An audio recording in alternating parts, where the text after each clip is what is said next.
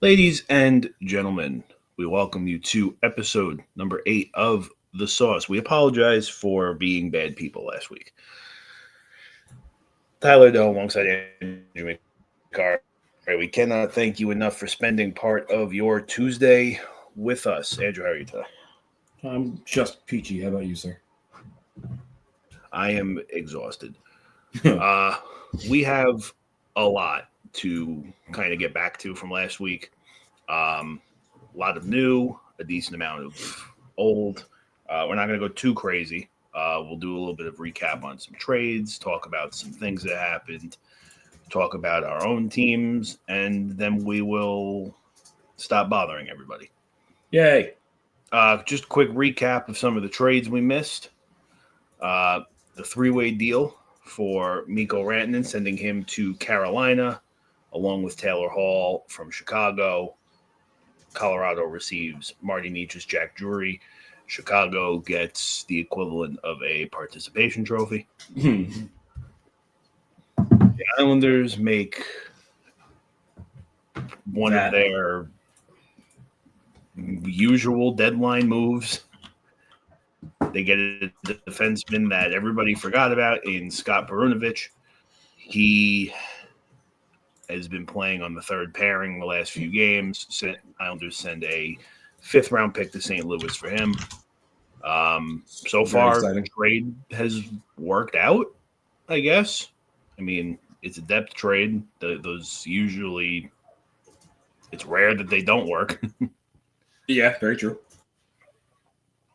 It would be tough for this trade to go bad. Yeah, I mean, it's one of those win-win trades, I guess, where you didn't give up much if he doesn't work, and you didn't give up much if he does work. Low risk, medium reward. Sliding into Manhattan, the Rangers reacquire JT Miller. They pick up Eric Brandstrom and Jackson Dorrington, who was a waiver claim, by the way, for Filipino Victor Mancini and a 2025 conditional first round pick. The condition being that pick will be top 13 protected. Very odd number, but it is top 13. Yeah, it's a very weird number. I got to be honest with you, the more I think about this trade, I still don't exactly like how much you gave up, but it's actually a better trade than I thought. More than I said, the more I sit on it. Yeah, I texted you immediately how much I didn't like it, but within another hour or two, I was like kind of almost all in on it. Yeah, I mean, listen, it's not a bad trade. Like I said, I think any teams that are on the outside looking in, for the most part, I mean, the Rangers have been on the outside looking in for a good chunk of the season. Mm-hmm. I think giving up a first round pick is, for lack of better terms, an incredibly ballsy decision, because you might need that pick in 5 months. Yeah, it's not going to be a top 5 pick. I'm not overly concerned, especially with the protection on it. I'm not concerned about giving that pick up. And the more I thought about it, well, I mean, yeah. Listen, when you look at too this year's much. draft class, yeah, but when you look at this year's draft class, like, if you're going to trade a first round pick, this is the year to do it. Yeah. If you don't have like a outside 3, yeah, like outside the top 3 picks, like everything else is like maybe. Yeah, but yeah, no, I'm not. I don't hate it. It's especially what JT Miller's been doing the last 2 games. Like, he has shown more heart than the entire other 20 whatever people on this team have shown all year, and I think it looks like it's rubbing off on him. I mean, Mika Zibanejad has 4 points in 2 games. Hey, listen, you just need that spark sometimes. You do. He's a dog. That's what we need. The Flyers and Flames swung a trade. Flyers sending Morgan Faust and Joel Farabee to Calgary for Andrei Kuzmenko. I will not try to pronounce that name. A 2025 second round pick and a 2028 seventh round pick. Neither pick carrying a condition. This is a really Flyers trade. I don't really understand this one that much.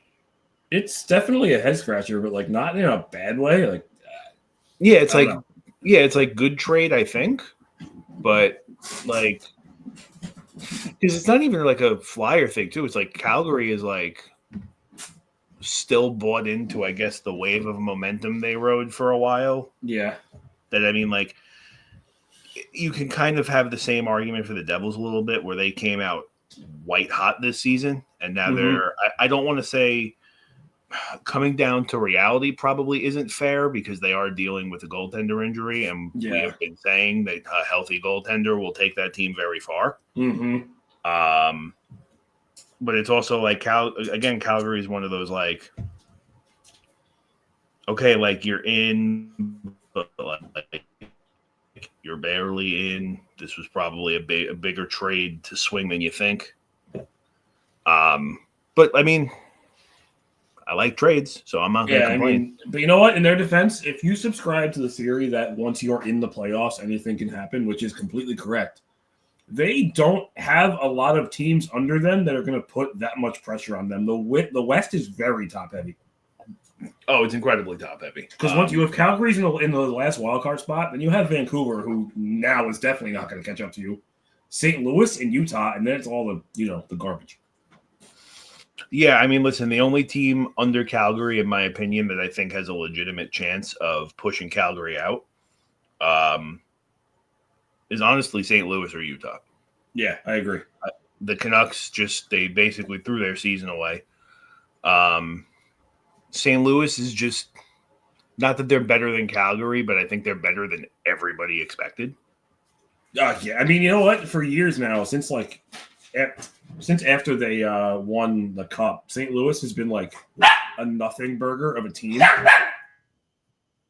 Got shot. And by that I mean like you don't think about them being fantastic, but you also don't think about them being awful. Well, everybody kind of forgets also, like, yes, St. Louis won a Stanley Cup 6 years ago. Everybody also kind of forgets that they were in dead last place that season before they did it. Yeah. Like, they weren't exactly all-stars then either. They were in dead last 3 weeks ago. It's in that year. Listen, I always make the point when it comes to the playoffs. 2019 Blues, 2012 Kings. They were both last place. 2025 Rangers. Wishful thinking.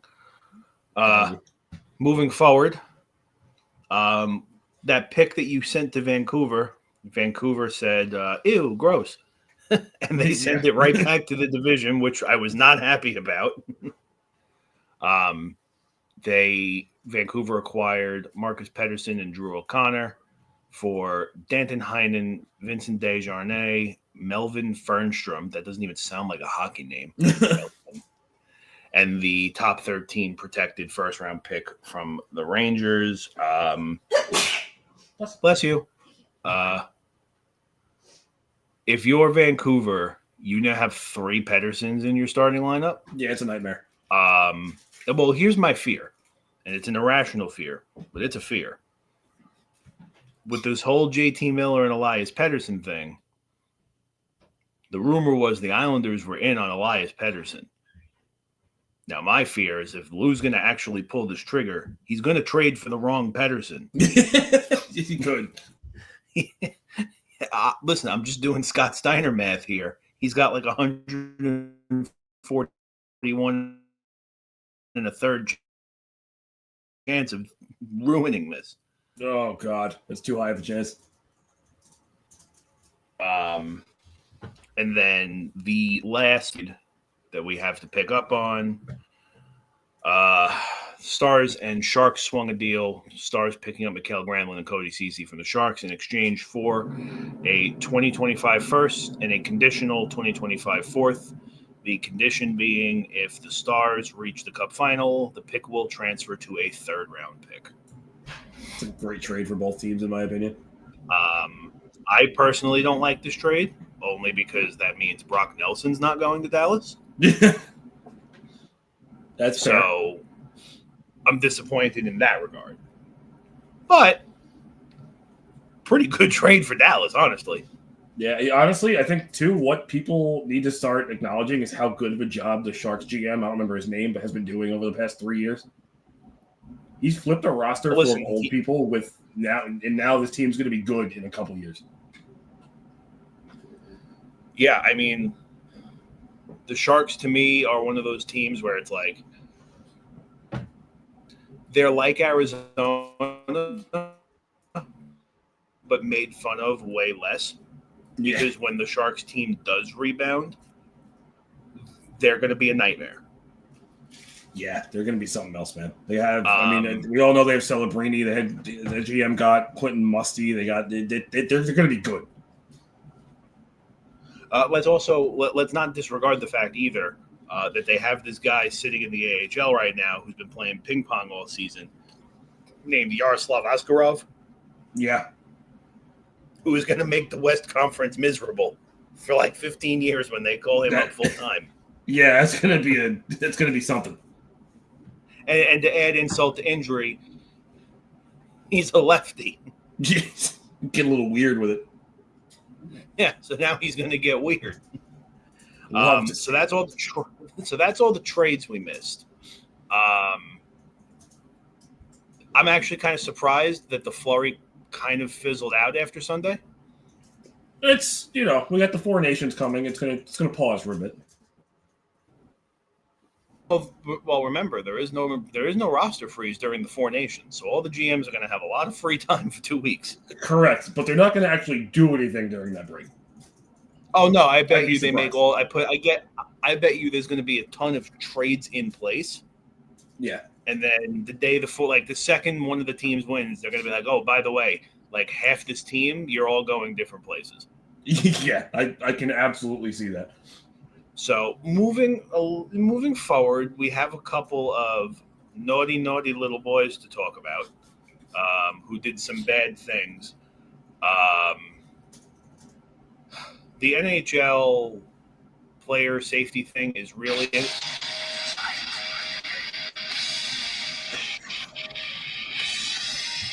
sorry. I thought Ryan Hartman was here. Oh, that's good. Um, we'll get to that in a second. And let's get to it. Ryan Hartman got a 10-game ban. I couldn't help myself. I'm sorry. Oh, that's so good. Um, Ryan Hartman got a 10-game suspension for a pedigree to the head of Tim Stutzel. So I didn't pull the video because it was 4 o'clock in the morning and I was playing with Legos and I ran out of time. Happens. I know we kind of see this a little differently. Marginally different. I would say we see it differently, but totally reasonably both ways. Yeah. So I'm good with the ban. It's one of those where like no attempt was made to play that puck. Yeah, I'm absolutely on board with a suspension in general. And like we were talking about, it's like, could you have given him 5 with no pay and a max fine? Yes. But like I said yesterday, I think what kills him in that is they hit him with intent to injure on the ice. Like that Yeah, it was was, his mouth. yeah, to me, that's like, not that it's, I mean, I'm not going to say not that it's a bad thing. It's very a bad thing. But it's like, if they don't hit him with intent to injure on the ice, he probably gets 5-6 games tops. Yeah, I can agree there, and that's kind of what I think the actual play itself in a vacuum is worth. But yeah, when you smack the intent to injure on there, then in the repeat offender, it's going to add up. Yeah, and I mean, I know we made a comparison to the McDavid thing where that was clearly intent to injure. One, cash cow. Two, like I was just saying before, they didn't call it intent to injure on the ice, which was, I guess, the right call. only because if they did it for him, they would have no choice but to call it for Tyler Myers. You know what I mean? Yeah. Now, do you want to hit who got? Because the problem is that in that particular play, McDavid was absolutely trying to hurt the guy. Yeah, 100%. Tyler Myers was just being a bologna sandwich. I can't say the other word. Yeah. We're a PG program here for the most part. Allegedly, except when I mess up. Yeah. So it's one of those like, yeah, it's just a gray area, man. It's like, yeah, you can justify the 10 games, but it's like you've handed out suspensions before it that were worth nowhere near 10 games. And you had handed out suspensions before it that were like, hey, you like that should have been way more than 10 games. Yeah. Like, I'm gonna do it, but the reason the reason I'm honestly okay with this the most is they threw 3 games at Ciplicall for nothing. Well, yeah, that was a whole garbage. So I mean, realistically, if that was worth 3 games, then this was worth infinity. Yeah, and you know what? That's something that I have felt for a while that the Department of Player Safety doesn't do is take into consideration other suspensions for other players. Their recent decisions. It's like they treat each individual case in its own vacuum, which is dumb. You need to go by your own precedents. Yeah, I mean, especially like I'm gonna give you a little PTSD here, but like what Ryan Hartman did isn't really that much different than what Tom Wilson did, except Tom Wilson's was way more blatant and in a fight. And that guy walked away clean. I mean, I'm pretty sure you guys fought him like 4 times that night. Yeah, but what is that going to do? But yeah, that's what I mean. And I think after the fights, I think a Ranger got suspended for a game. Yeah, I think so. I think, yeah. So like, it's just, oh, and that was the other thing I didn't bring up. You know, you throw the label repeat offender on a guy, he's going to breathe on a guy funny. Yeah. And get suspended. But again, personally, I think he made the right call. Listen, like we talk about it with the beer league. You got to overpunish some people sometimes to try to get them to cut it, especially the repeat offenders. Yeah, it's you know what makes it worse is that it came at almost the same time as the 2 other players we're going to talk about right after this who didn't receive any discipline at all. No. And you know, I guess we'll move into that one now. I was watching the game on my phone. It was 4-3 in the third period with like couldn't have been more than 2 minutes left. Yeah. Tage Thompson gets clipped at the blue line in the head by Stefan Noensen from the Devils. What I found funny when I was looking through the penalties, he got a 10-minute misconduct, which expected.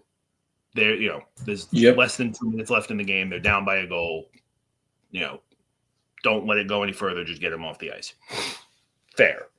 Exactly. Paul Cotter, I don't know what he did. He caught a match penalty in there somewhere. Yeah, I have no idea what happened. I missed that completely. Mm-hmm. So Paul Cotter's stat line that night finishes with 2 goals in a match. Yeah. So kind of got to play devil's advocate on this one a little bit. It was not a good play, but I think what saved him from a suspension, if you watch the play back, he's reaching and making a play at the puck. If you watch his eyes, he doesn't even look for Tage Thompson. I guess. So, well, I'm not saying that justifies it because, I mean, listen, Thompson was down and he stayed off the ice for the last 2 minutes of the game, whatever, how much time it was. Yeah. But I guess you can argue, unlike with Ryan Hartman, there's the argument that he was making a play at the puck, wasn't even skating in his direction. And I mean, listen, Tage Thompson's a big boy, but he's also a quick boy. Yes. So yeah, you kind of have to, I don't want to say you put a little blame on him, but like he's got to know if you're going to keep skating at that guy and he's not looking at you, you're going to have a bad time. Yeah. My big issue with this, the play itself, one, as he's making the hit, he's going up. Now, he doesn't leave his feet, but his force is driving up. That's my big issue. Goes principal point of contact is the head. And then my other point, imagine if Matt Rempe made that hit. If Matt Rempe made that hit, he'd get banned from the league. So the problem is with a guy like Rempe, and you and I both know this, it's kind of like Zdeno Chara syndrome. The big guy is always going to get accused of being the aggressor in a hit, in a fight, in a pushing match. The problem with a guy like Rempe is like, and you've seen it before, a lot of the hits that he gets either penalties for or suspended for or whatever, they're kind of clean hits. The problem is that because he's a foot and a half taller than everybody else, what would hit you and me in the shoulder is hitting somebody else in the back of the neck. Well, yeah, of course. The problem with that, though, is that you have not seen anything in Rempe's game to show that he's trying to adjust to lay a cleaner hit. He's still just trying to rip your face off. Yeah, but again, the point being, if Rempe made this exact same hit, he gets suspended 10 plus games. 100%. At the same time, I'm playing my own devil's advocate. I'm not claiming that there was an elbow or anything here because, this is the same kind of hit that Devils fans would complain about Jacob Trouba about, where he hits him with shoulder and his elbow. He's extending his arm as a push, and his elbow ends up here. But that's after the contact is made. So yeah. I'm not claiming any elbows here. I'm not trying to be a hypocrite. But the principal point of contact was the head. And that was Tage Thompson, who even bent over is still taller than both of us. That's the big thing, too, is it's intentional or not, reaching for a puck, contact was still made with the head. Yeah, and I'm not asking for a 5 to 10 game suspension, but he didn't even get fined. Well, no, he didn't get even the max fine. I think based off of just, again, maybe we're wrong because we look at it from a rational point of view and we look at the last few suspensions to go around recently, but you look at Siplikov, McDavid, Myers, and now Hartman.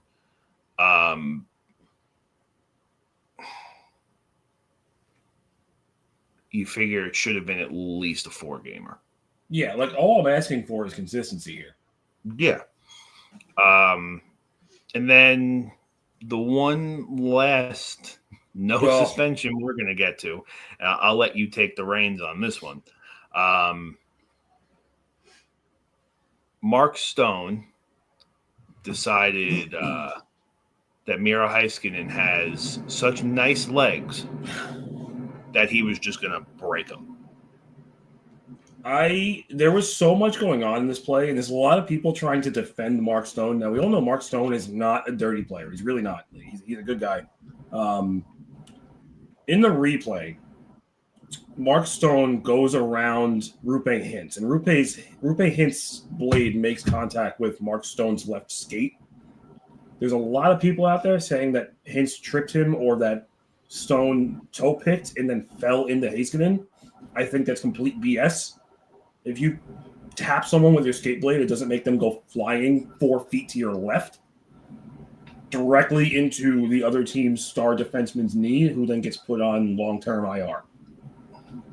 The fact that he didn't even get fined is insane because a lot of people say, including yourself, including myself, that The Department of Player Safety takes into account the resulting injury to the player that got hit. He is done for a while in a team who was fighting for the number one spot in the conference. Yep. In my opinion, at bare minimum, this should have been 5 games. He dives so far. I have a hard time disagreeing. He dives a good 3 to 4 feet, fully extended, out of his path into Miro Heiskanen's left knee. So, on the surface, right, I could, because I know his whole thing after, I told Jamie Benn I tripped. I was like, or I'm sorry, I believe he said he told Jamie Benn I was tripped. Yeah. Not he tripped, he was tripped. And I was like, I could buy that if cameras didn't exist. Similar to where, like,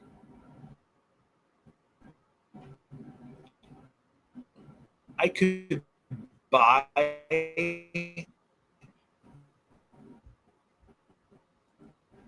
that he toe picked if he didn't.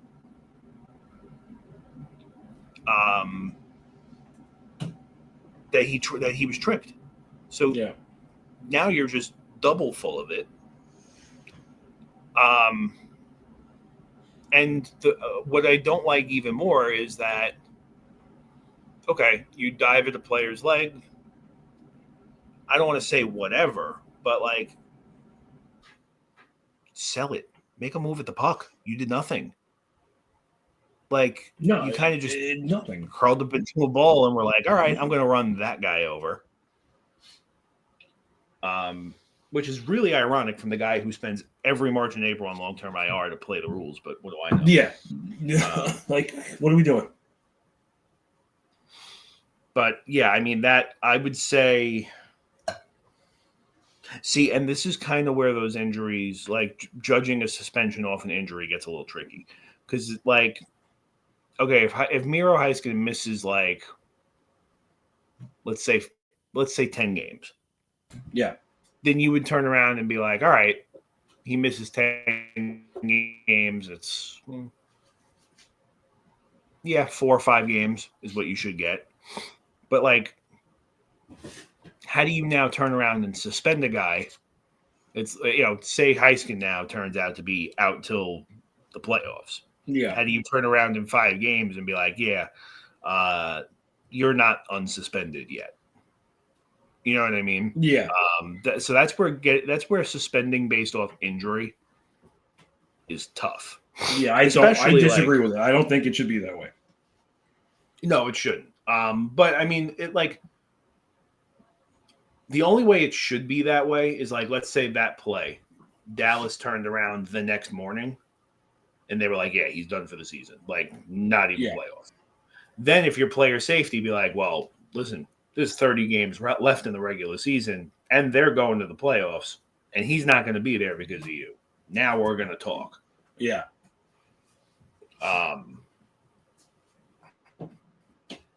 Yeah, I think between the 4 to 5 game mark is fair. You know what the problem is too is we have a consistency issue with the refs also, which we've spoken about before at nauseam. But it's like Connor McDavid doesn't get intent to injure. Tyler Myers doesn't get intent to injure. I get it. Ryan Hartman gets an intent to injure, rightfully so. Mm-hmm. Stefan Noensen doesn't get intent to injure. Probably should. That could go either way. Yeah, like I don't care that he didn't. I probably wouldn't care if he did. And Mark Stone, that's intent to injure all day. Yeah. And each one of them got like 7 different types of suspensions. So yeah, none of it made any sense. No, listen, we got to just find some of the bad refs in the NHL. I'm not going to pick up names like Kelly Sutherland, Chris Rooney, guys like them. Yep. We just got to see if they have ties into that Pat Hubberg betting account. See if we can get them out. Yeah. Oh God. Or we just got to get more refs on the hot mic saying that they were trying to call penalties on certain people. Yeah, it's up to, what was his name? I forgot, but I think he works for ESPN now or something. Was that Tim Peel? Yes. It was Tim Peel. Yeah, he got caught on the hot mic. I think it was Nashville and somebody else. And he got caught on the hot mic. Like, I've been trying to call a penalty on him for a period already. And it's like, yeah, dude. I don't know if you've ever seen his Twitter account, but it's wild. No, he's crazy. And I'm probably I want to say he has a job with ESPN or some other like outlet thing. Gross. But yeah, I could be wrong. Real quickly before we move forward, I just got this notification. I don't know if you did. Oh God. The IIHF made a statement on Russia with the Olympics, and is stating that they are continuing the ban. It is not safe to allow Russia back into the Olympics yet. Okay. I don't care. Yeah, I don't particularly care either. Just thought that was something to share. No, 100%. They can. I don't. I never care about the Olympics. I don't. It's what it is. It's not that I don't care about the Olympics. It's just the Olympics are more fun when the NHL players go back. So yeah. So before we hop into our own teams, just a couple of quick shout outs with some very poorly made graphics, of course. The other night, Paul Maurice became the fourth coach to reach 900 career wins, doing it with 5 different teams, starting with Hartford, going with Hartford to Carolina, spending 2 years in Toronto, going back to Carolina, to Winnipeg, where some not so great things happened in Winnipeg, all the way to winning a Stanley Cup in Florida. Back to Manhattan for whatever reason. Jonathan Quick obtains his 400th career win. He's the third active goalie to do so. Cool. He's been mid his entire career. Watch your mouth. It's an American legend right there. It's a layup. What do you want me to tell you?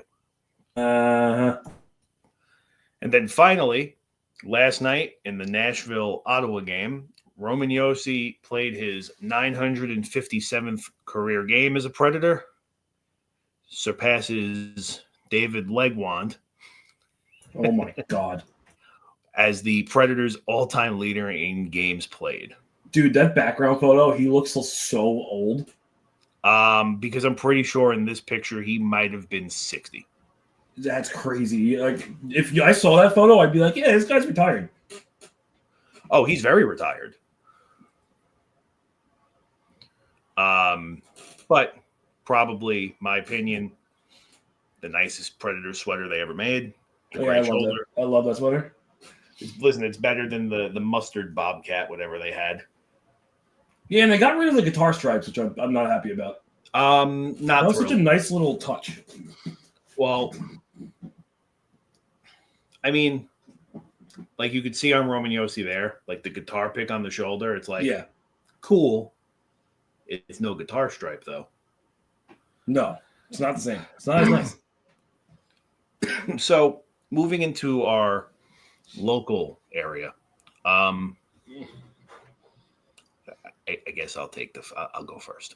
Yours might be a little longer, so go ahead. Yeah, mine might be a little longer. So the Islanders have won 9 of their last 12, with a 7-game win streak included in that ended Sunday night versus Florida, where Maurice won game 901.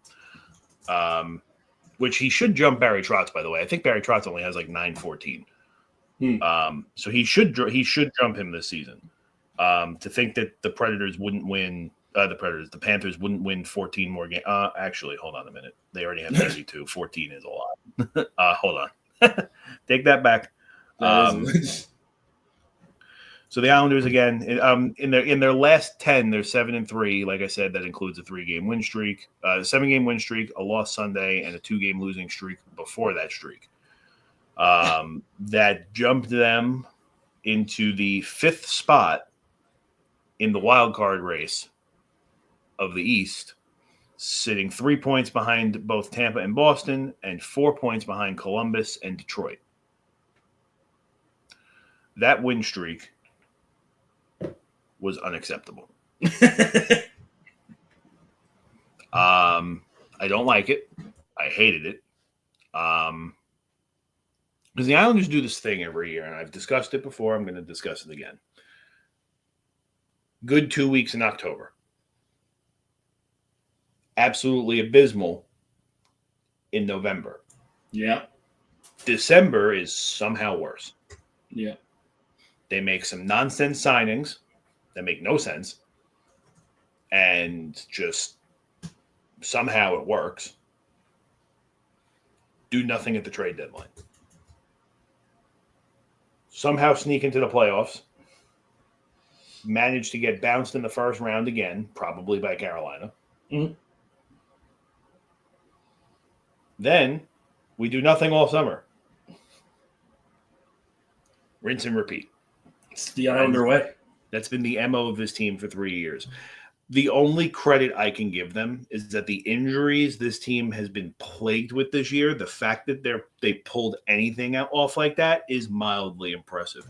As a matter of fact, I made a little something that looks like absolute poop just to show players that were injured. And I'll do you one better.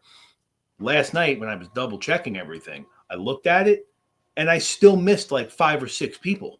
Oh, my God. So this is everybody that's been injured for the Islanders this year for more than 5 games.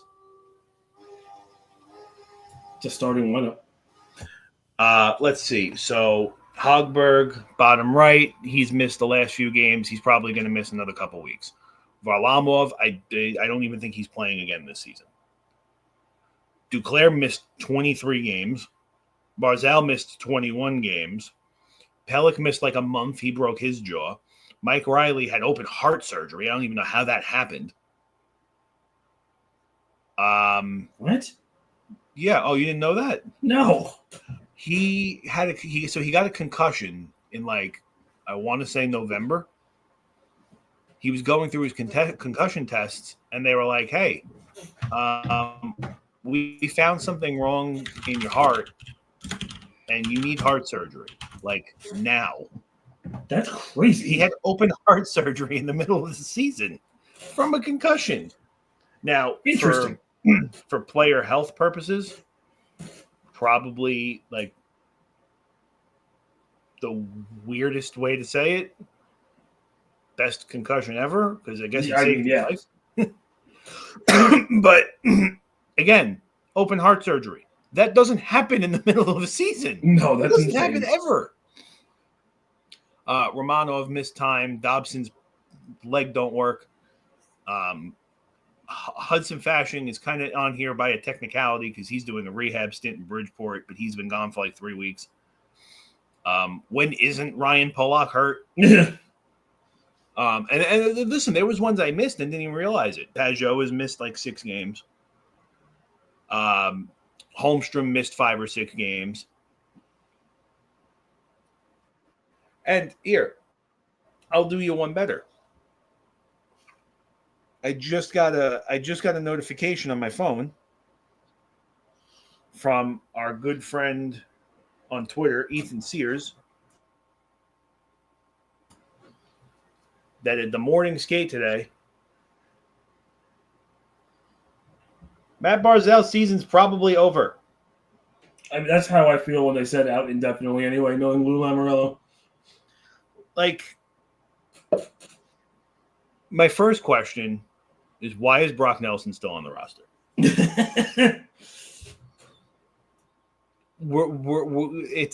You're clinging on to false hope. Listen, it is the probably worst kept secret in the league. Brock Nelson's going to Minnesota this summer. It's like the worst kept secret. Probably. The problem is you're walking into Tavares again. Yeah. You're going to lose a guy in free agency for nothing to his hometown. Why are we going to let that happen twice? Listen, hopefully it doesn't. And you know what? You know what the worst part is we're also going to lose Kyle Palmieri in free agency for nothing to his hometown team. You know why? He's from Smithtown. He's not going anywhere.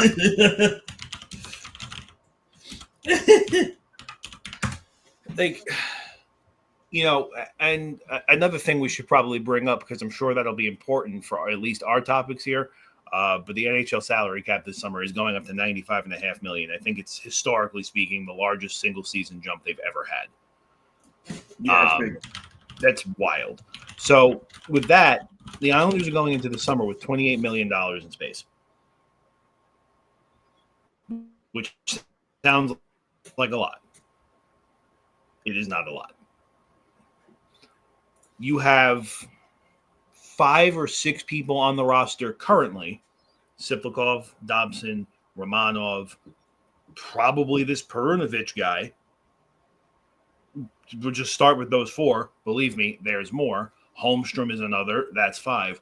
That are all arbitration eligible restricted free agents. Yep. Noah Dobson's going to kill them in arbitration. Yep. It's already been predicted, and I think we spoke about this, that Noah Dobson was probably going to get us an 8-figure contract AAV next when he's a free agent. He's making 4 right now. There's no way he's not jumping to like 6, 6.5, even for a year. Minimum. At minimum. The only saving grace you have is he's sucked this year. Yeah. And he's hurt. Those are your 2 saving graces to maybe jump to 5. But he's going minimum 6 otherwise. Yeah. That brings the cap to 22 right away. And then you look at Alex Romanov, who in the moment right now, and I think probably will be overall, the better defenseman. Romanov has been, for a trade that was viciously made fun of on draft day. Yeah. He's arguably been like the best Islander since he got here. And I don't want him to leave. I want him to stay here. But he again, he's going to be due for a pay raise. You figure Siplikov is having a pretty good rookie season. I don't think he's going to win a Calder. I think that's got Celebrini written all over it, obviously. Yeah. But he's going to be in the top 5, maybe top 10 of the votes, because he's still like 3rd in rookie scoring. I think he's like 2nd or 3rd in rookie assists. Mm-hmm. Like, he's going to be up there. So you're going to have – he's probably going to jump from – I think he's making $975. He'll probably easily jump to 2. Holmstrom, again, finally breaking out into his own, probably because he doesn't have Oliver Wahlstrom weighing him down. He's another one. He's making $850. He's probably safely jumping to $2 or $3 million. Yeah. All of that. Oof. Like you're already down to like 13 million in space. Yeah, you guys have, I'm trying to count, I think 14 players under contract for next season. And you need 23. And I think, what did I say? About 7 are restricted free agent, right? Yeah, Siplikov, Holmstrom, whoever the hell Gatcomb is, Noah Dobson, Romanov, Perunovic, and Adam Boquist. See, I wouldn't mind bringing Boquist back either. You have guys like Mike Riley who are UFAs. I don't see Mike Riley coming back.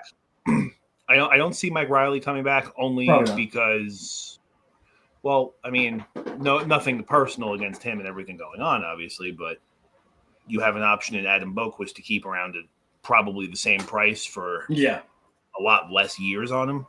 Like, to me, it's a no-brainer. I do hope that the stories that Lou Lamoriello and Mike Riley tell us themselves are true, because Mike Riley says he's going to play again before the end of the season, and I would like to see him play one more time here, just because it would be a nice little feel-good thing. Yeah. But what do I know? And hey, you know what would be real nice for you guys if that $9.15 million of Matt Barzal was freed up, and they just lost any chance they had at that. In the short term, I mean,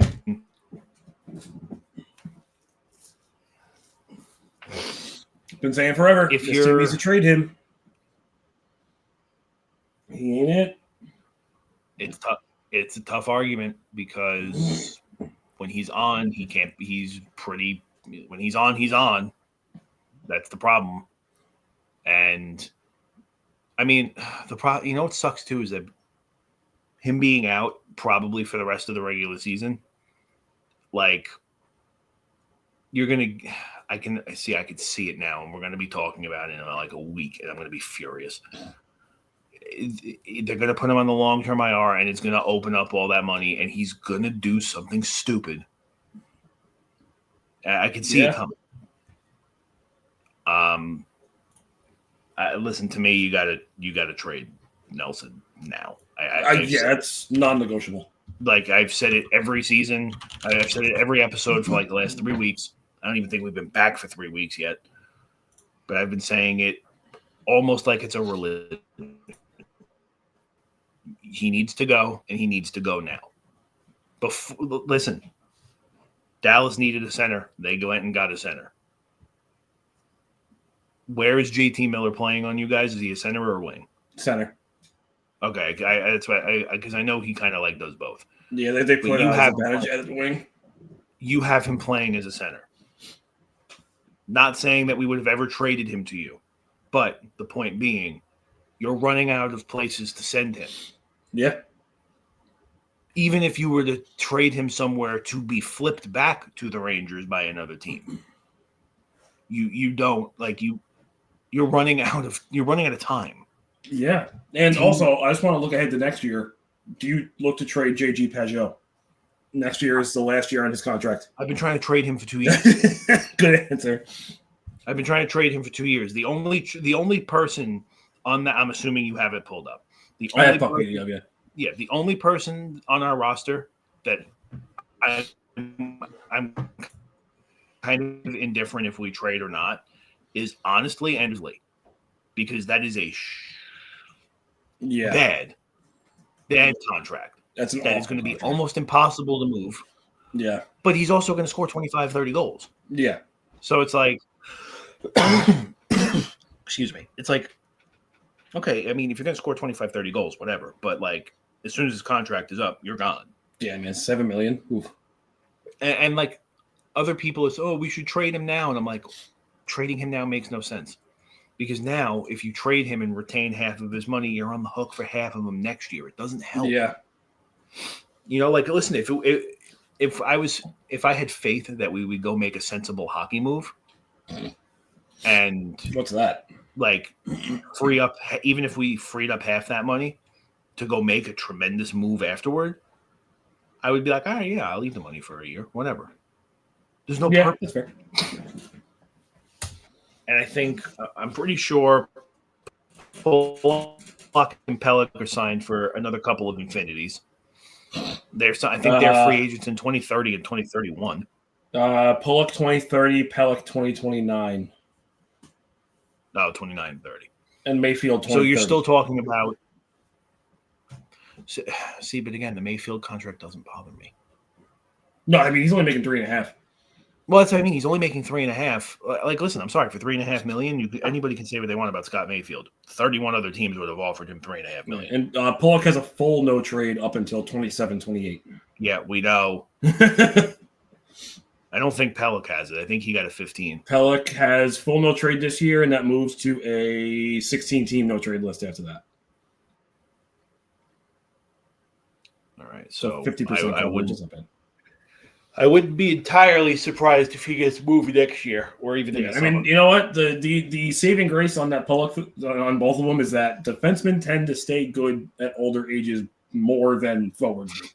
Yeah, well, the problem is with our defensemen, they stay good, they don't stay healthy. Yeah, true. It's all right. You have a fresh 29-year-old Tony Angelo now. Dude, don't even get me started. I want to hate that move so much, but every game it's like, okay, so far so good. Waiting for this to explode, but so far so good. I don't think he's going to come back anyway, but if you can keep Boquist. But he doesn't have room. Think about it. If you get Adam Boquist back, your defensemen next year ideally are Pollock, Pellick, Dobson, Mayfield, Romanov, and Boquist.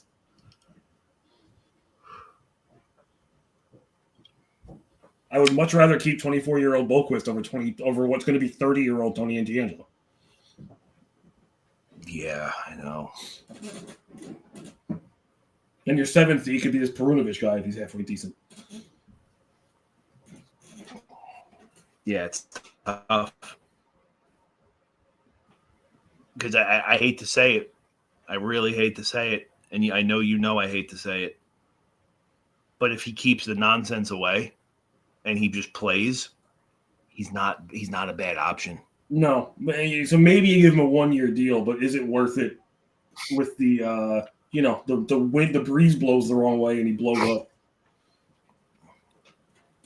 I know. That makes it so much harder. Like if it comes down to it, like if they have to choose between him and Boquist, come on.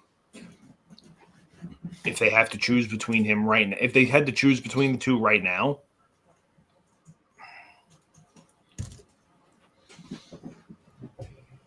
it's the age for me, and that's the only thing that matters. This team is not a Stanley Cup contender in the next 2 years. It's an age thing, but at the same time, you also know that D'Angelo is.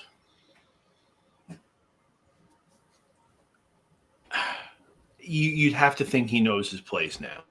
You would think. In a sense of like, he's not going to get $5-6 million deals. You know what I mean? Like, yeah, that's but tough.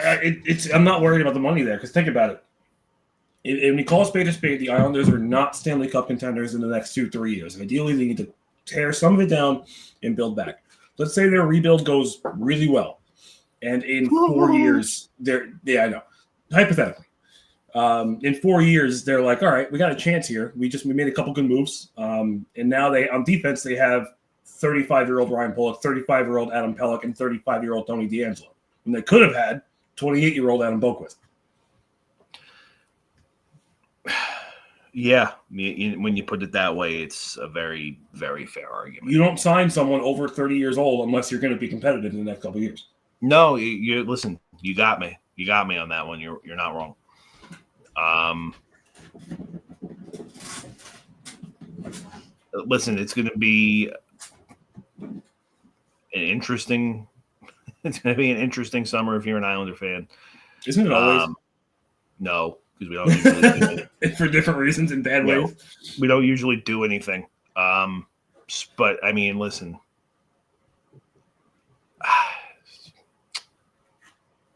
I don't know. That win streak. I think I'm out of words. That win streak was just unacceptable. Yeah, it wasn't great. Either tank or don't. Just pick one. I don't care. They don't do that. They don't do that. Yeah. They walk the tightrope and then fall off. And that's why you always get a terrible draft pick. Mm-hmm. And all of our players go to Bridgeport to die. Which, by the way, speaking of Bridgeport, all of the defensemen we just named, and we still have to make room for Isaiah George. So, oh yeah.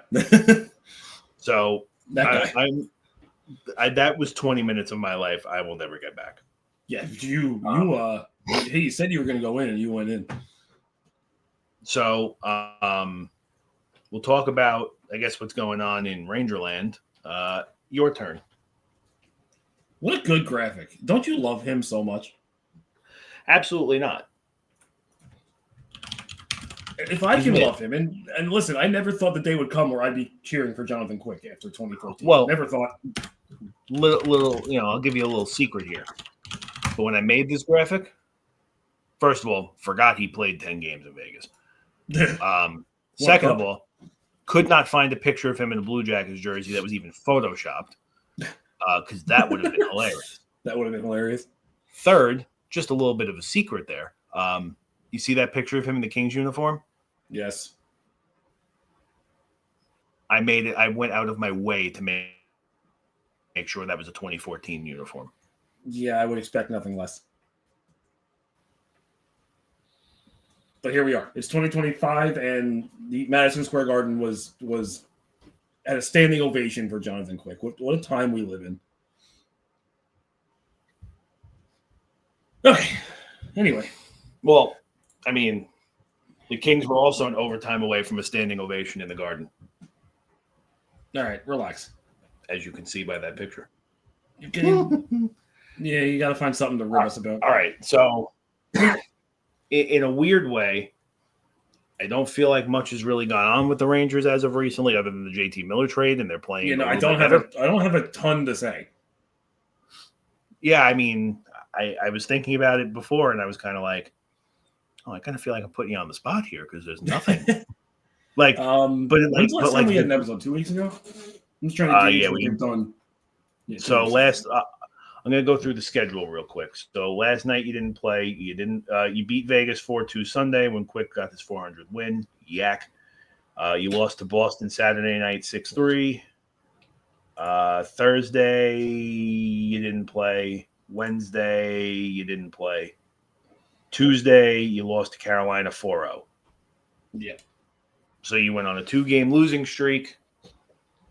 Now you're on a 1-game win streak. Well, I mean, if you go back further, it was actually a 3-game loss streak because we lost to Colorado 5-4 the previous Sunday. Yeah, I just wasn't going to do that to you. Yeah, no, I have to do it to myself. I knew for a fact they would lose to Carolina after the way they lost to Colorado, giving up the game-winning goal with 14 seconds left, something like that.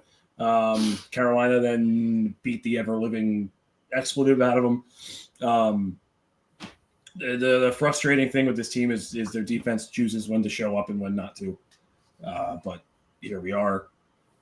You move ahead, and that was the Carolina game was their last game before the JT Miller Philip Hedl trade. That trade went down Friday. They go to Boston on Saturday. JT Miller arrives in Boston at 4 a.m. He played a great game against Boston. You shut up. Oh my God, you're interrupting me. JT Miller scored, of course, against Boston. This is usually when I wake up for it. Oh God. JT Miller has been. So let me rewind about the trade. At first, I saw that trade. You texted me. I think you texted me. Yes. And I got nauseous seeing what they gave up for him. Because that was my emotional response, and most Ranger fans adore Philip Hedl, rightfully so. Good guy. Plays with his heart on his sleeve. I will miss him greatly. I took about 2 hours to think about it and was like, you know what? As long as JT Miller doesn't nuke this locker room, which in a way I kind of wish he does, but this will be a good trade because the guy is intense and he plays. He doesn't let this BS that we feel like the Rangers locker room got infected with get to him. He's going to go on the ice and play with intensity, and he has. Right. So Boston, he had 6 shots on goal. I think that's the most shots a single Ranger player has had in the last month. Scores twice. They lose because their defense doesn't show up. Home against Vegas. He gets 2 assists. They play the best period of hockey they have played all year in the third period against Vegas. Come back to win. Quickie gets his 400th win. Beautiful times in Ranger Line. This team's in a weird spot. They've kind of been hanging around the bubble for the wild card for the past, month. and now all of a sudden we're fighting you guys. Who knew? Yeah. I mean, reference to the standings really quick. So the wild card race is, again, you're a point behind us, which puts you 4 points behind Boston, Tampa, 5 points behind Columbus.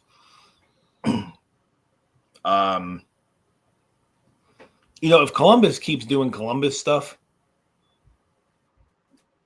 and the Devils keep doing the devil thing that they're doing, yeah, tell me more.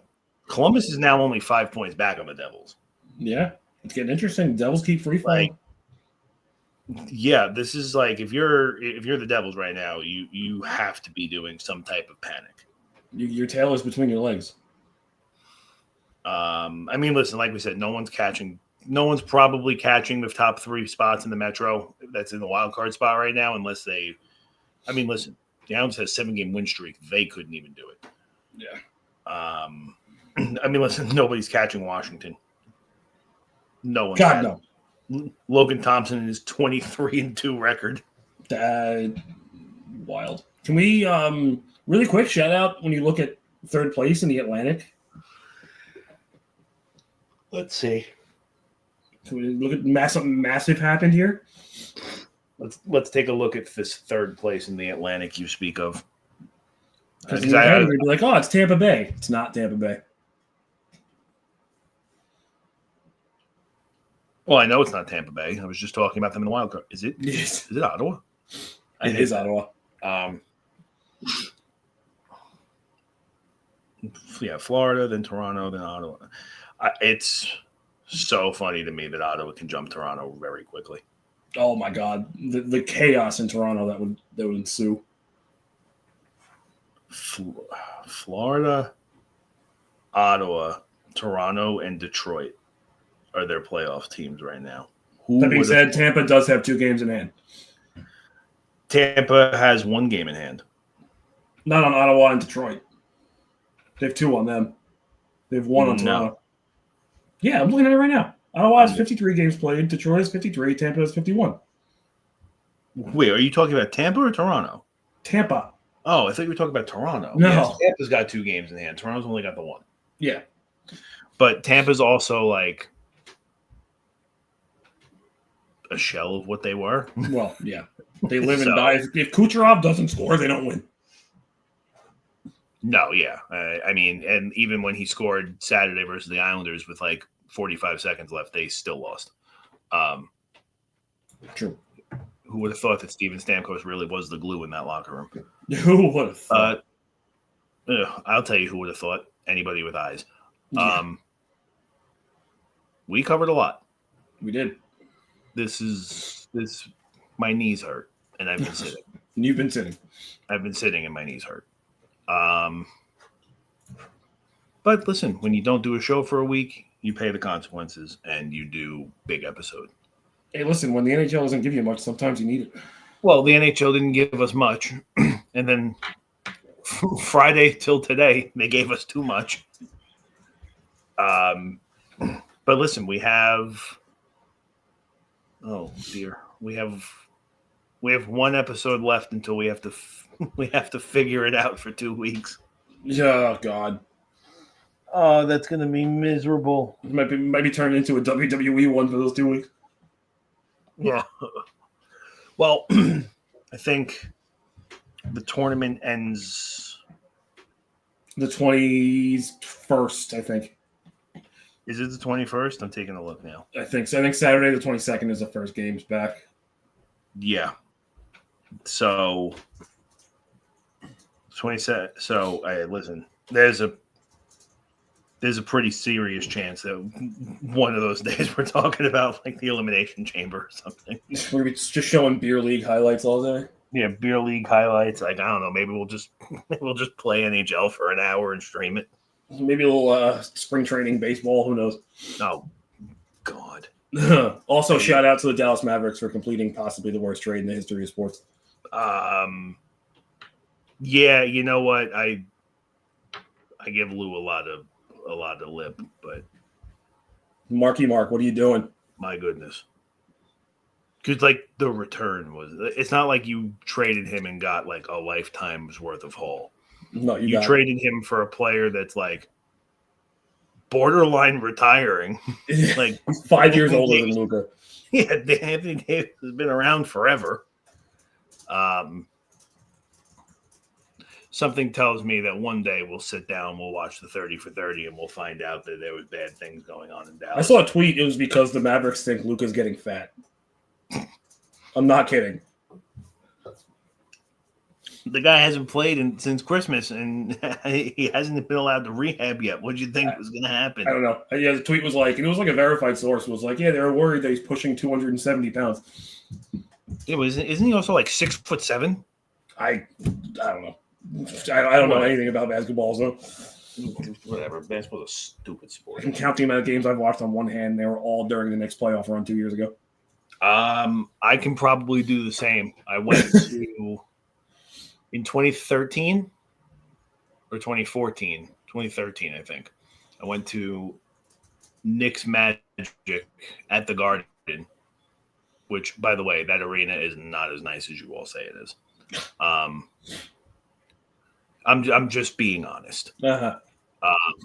No, I'm not saying it's not nice. It's not as nice as you all think it is. Okay. Well, I think that was also the first season where they introduced like the whole order your concessions on the phone, they'll deliver it to you. No, I don't do any of that. I don't eat at games. Too expensive. I did it once, and it was actually that night I did it, and I was like, "What is this?" And I was like, "Chicken fingers." And then someone walked over and was like, "Here's your stuff," and I was like, "How did you know where I was sitting?" Don't worry about it. They were like, "You put it in the app." I was like, "All right."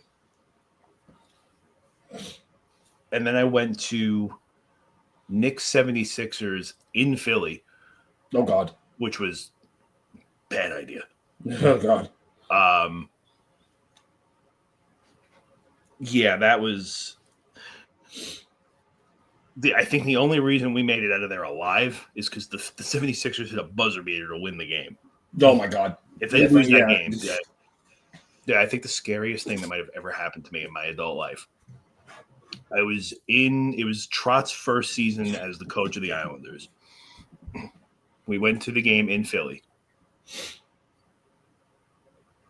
The Islanders were down 3-0 going into the third. Oh, no. They won the game 4-3 in overtime. Oh, no. I don't know if I've ever ran that fast to a car in my life. Oh, no. It was horrifying. I will never go back to Philly again. Yeah, I still have to go to check off the baseball stadium, so... I've been to Citizens Bank. It was nicer, but it was starting to get a little bit on the outdated side. I don't even know how that's possible already. Yeah. Wells Fargo is Wells Fargo. I mean, I know they're tearing it down soon and building a new one. Yeah. And I've never been to Lincoln Financial because apparently every game they do a giveaway of brain damage. So, and I say this to everybody: football in person sucks. Football in person is horrible. Tailgate, great. Actual game, awful. Football in person is good with one condition: the ticket was free. Yeah, exactly. If the ticket was free, I'll be there. All right, let's wrap this up. Yeah. Tyler Dell, alongside Andrew Mikaria. Again, thank you for spending part of your Tuesday with us, and we will see you on Thursday.